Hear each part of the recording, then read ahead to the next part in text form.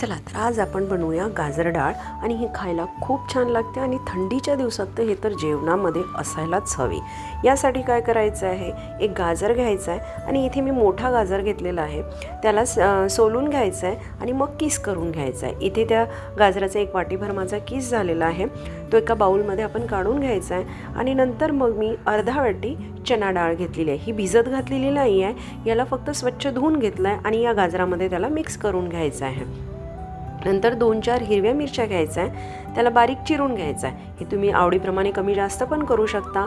थोडा चाट मसाला घालायचा आहे, थोडं धने जिरे पूड घालायचं आहे आणि चवीपुरतं मीठ घालायचं आहे आणि यात मी इथे एका लिंबाचा रस घातलेला आहे आणि याला मिक्स करून घ्यायचं आहे। म्हणजे काय होईल की ती डाळ आहे ना गाजराच्या पाण्यामध्ये आणि लिंबाच्या रसामध्ये छान भिजल्या जाईल आणि याला 2-3 तासभर असंच राहू द्यायचं आहे। म्हणजे काय होईल, छान भिजल्या जाईल आणि आपली गाजर डाळ रेडी।